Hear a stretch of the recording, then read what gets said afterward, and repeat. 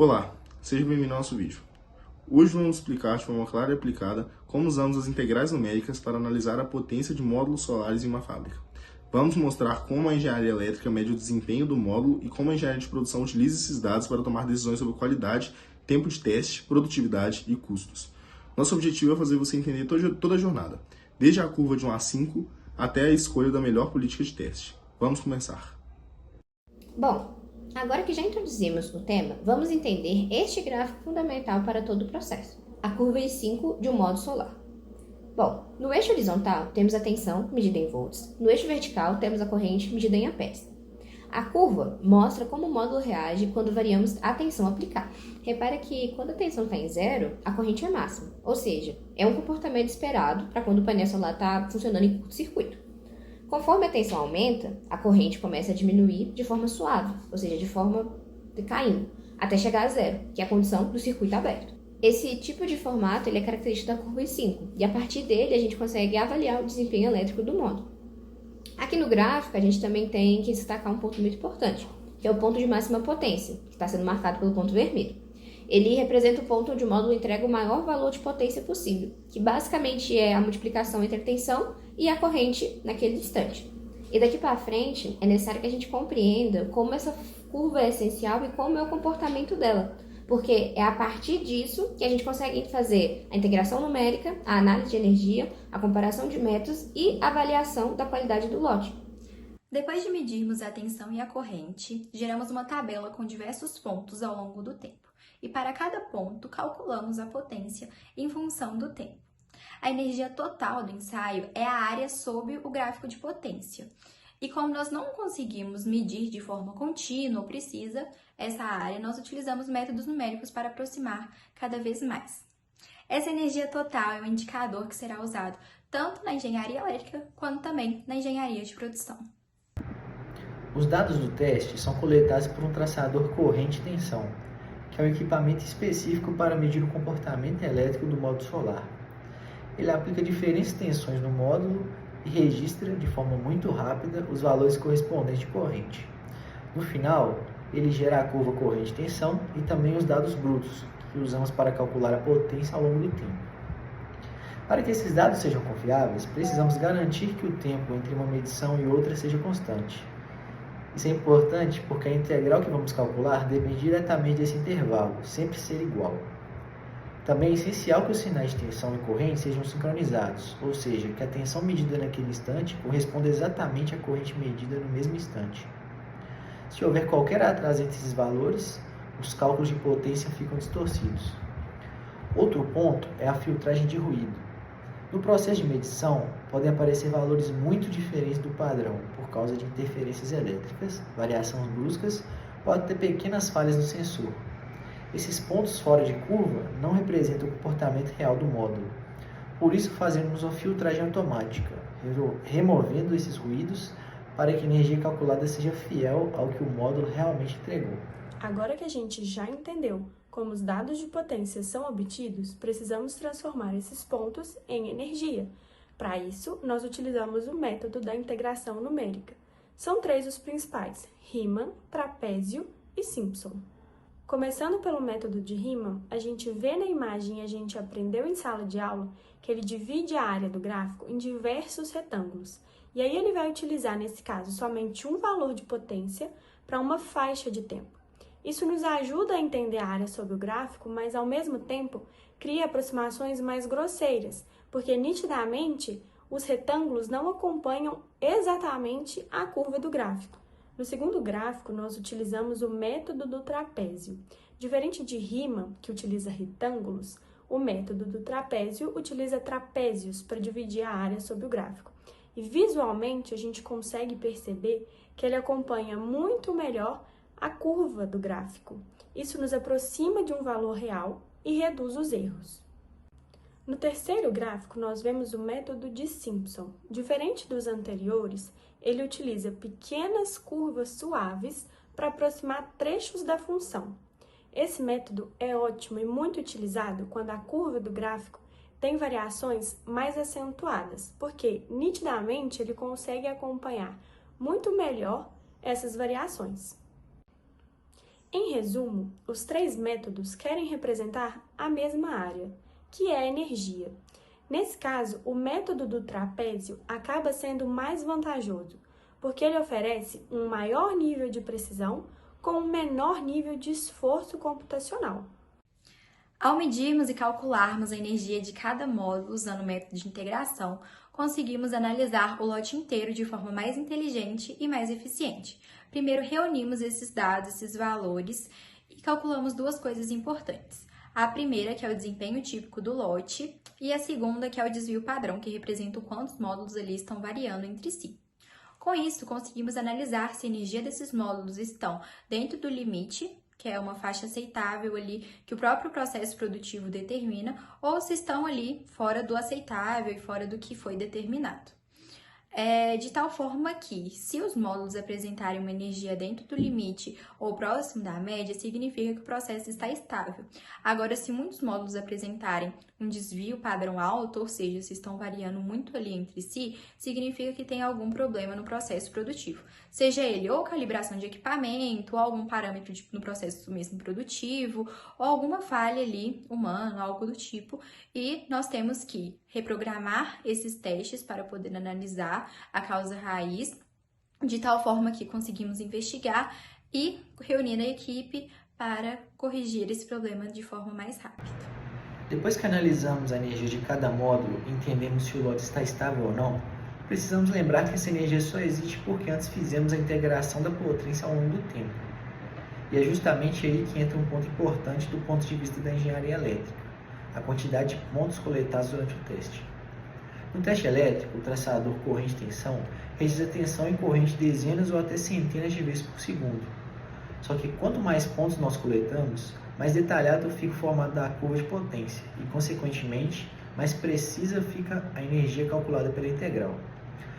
Por outro lado, isso também deixa o teste mais lento, porque o equipamento precisa medir mais vezes e armazenar mais dados. Esse equilíbrio é tudo no contexto de produção. Se coletamos poucos pontos, o cálculo de energia pode perder detalhes importantes da curva, reduzindo a confiabilidade da análise estatística que mostramos antes. Mas se coletamos pontos demais, o tempo de teste aumenta e isso afeta diretamente a capacidade do posto, podendo gerar fila de módulos e até criar um gargalo na linha. Por isso a engenharia elétrica trabalha junto com a engenharia de produção, para definir um número ideal de medições, suficiente para garantir precisão no cálculo de energia, mas sem prejudicar o fluxo de teste de fábrica. É um ajuste fino entre qualidade de medição e eficiência operacional.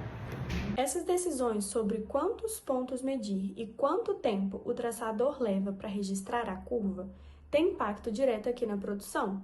Depois que a engenharia elétrica define o nível de precisão necessário para realizar o cálculo da energia de forma confiável, nós vamos avaliar qual o impacto disso no desempenho da linha.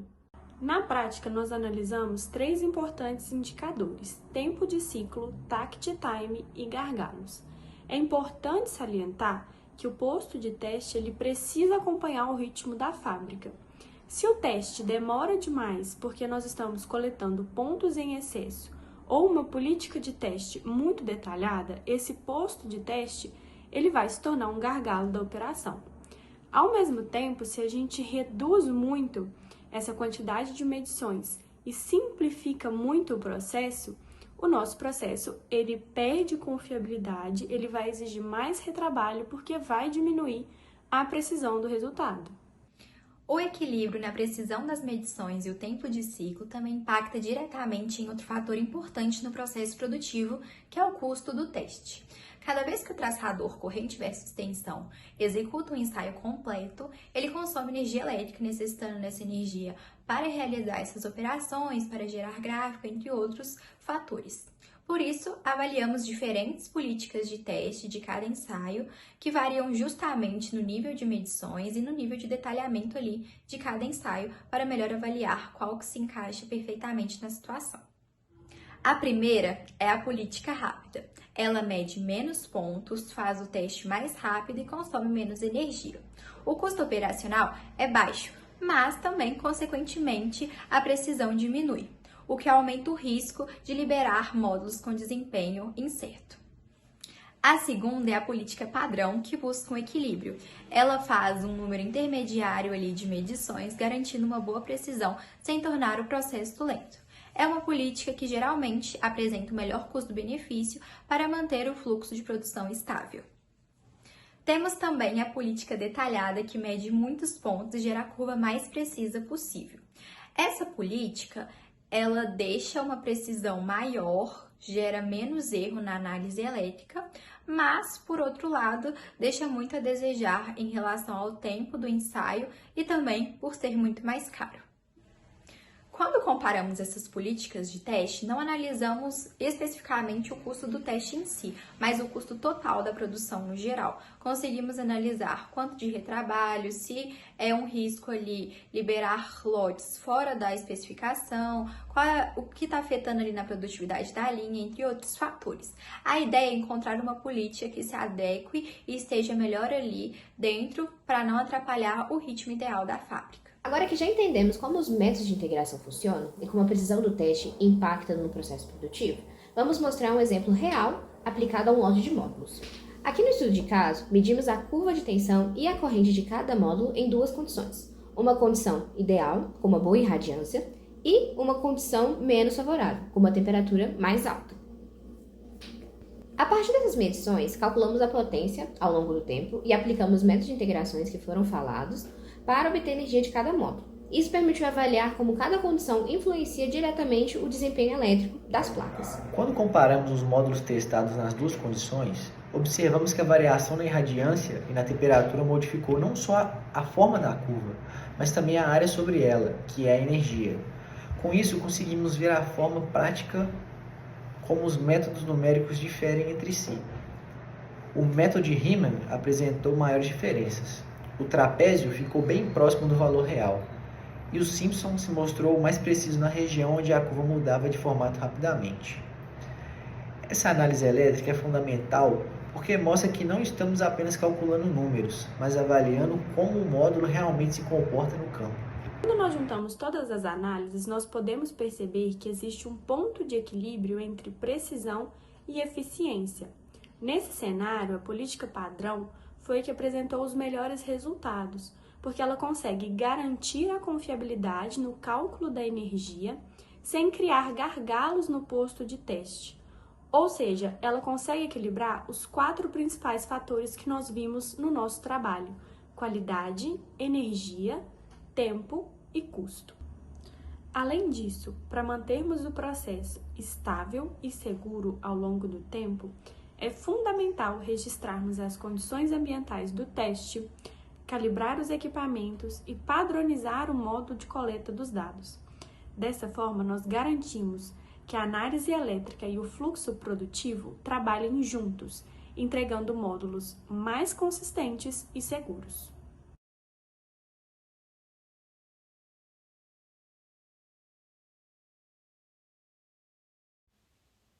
Por fim, vale mostrar algumas curiosidades que ajudam a entender na prática por que as integrais e as curvas elétricas são tão importantes em uma indústria solar. Quando analisamos como a potência de um painel solar varia ao longo do tempo, percebemos que a temperatura do módulo muda completamente o formato da curva da potência em função do tempo. Se o painel está mais frio, geralmente no início da manhã ou em dias com vento, a curva de potência fica mais alta e mais inclinada, indicando maior eficiência. Já quando o painel aquece, principalmente nas áreas de sol forte, essa curva se abaixa e se achata, porque o aumento da temperatura reduz o desempenho elétrico. E aí entra a integração. A energia total gerada não depende apenas do formato da curva, mas sim da área sob ela. Então, mesmo duas curvas que parecem muito iguais, podem resultar em quantidades bem diferentes de energia só pela diferença de temperatura. É justamente essa análise da área que permite prever o rendimento dos módulos, otimizar o sistema de resfriamento e até ajustar estratégias de operação da usina. Para entender bem como os painéis solares geram energia, vale olhar para essa sequência. Tudo começa com o Sol irradiando luz. É a fonte primária de todo o processo. Quando essa luz chega ao painel, ela se transforma em potência elétrica, e é por isso que representamos essa potência com um gráfico ao longo do tempo, o famoso P de T.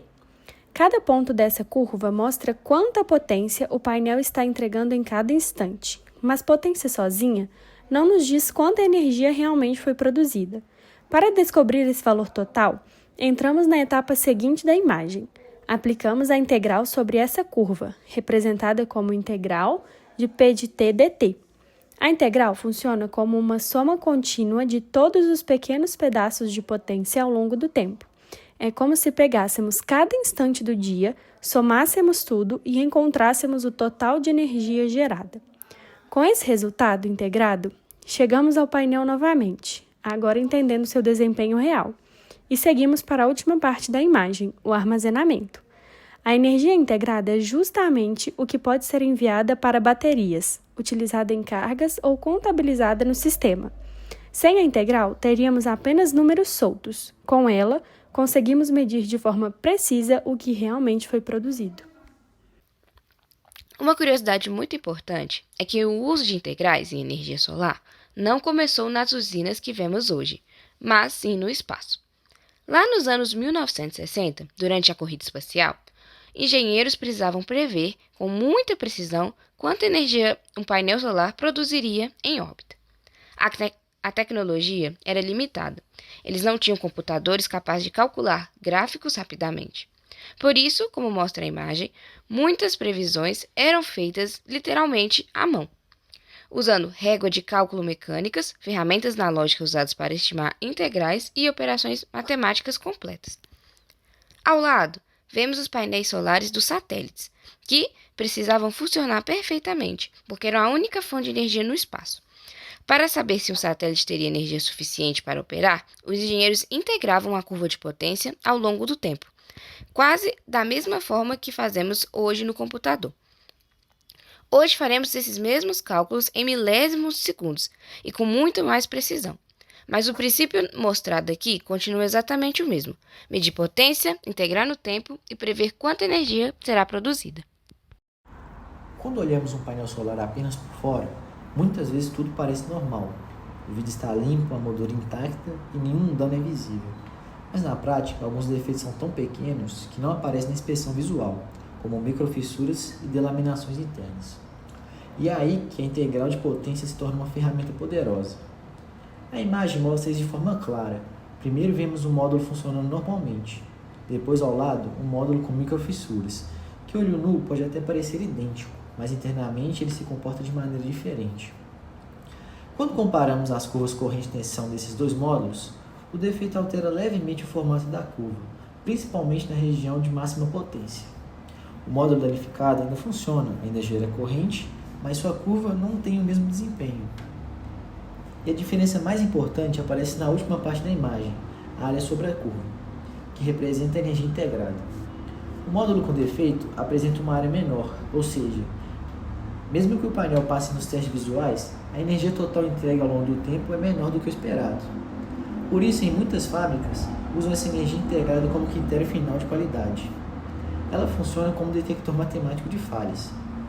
Quando a integral diminui, é sinal de que algo está errado, mesmo que os olhos não enxerguem. É a matemática revelando aquilo que a inspeção tradicional não consegue detectar. Hoje vimos passo a passo como os dados elétricos de um módulo solar se transformam em decisões práticas dentro da fábrica. Começamos entendendo a curva de 1 a 5 e a partir dela calculamos a potência, integramos a energia e avaliamos o desempenho de cada módulo e de todo o lote. Mostramos também como a quantidade de medições influencia a precisão do cálculo e o tempo de teste, e como isso afeta diretamente a capacidade do posto e o ritmo da produção. Por isso, analisamos diferentes políticas de teste e identificamos aquela que equilibra melhor qualidade, tempo e custo. No fim, o que esse processo revela é a integração entre engenharia elétrica e engenharia de produção. Enquanto uma garante a precisão das medições e da energia calculada, a outra garante que o fluxo produtivo continue eficiente e confiável. Essa união de cálculo, análise e tomada de decisão é o que torna possível melhorar o desempenho, reduzir custos e manter a qualidade dos módulos fabricados.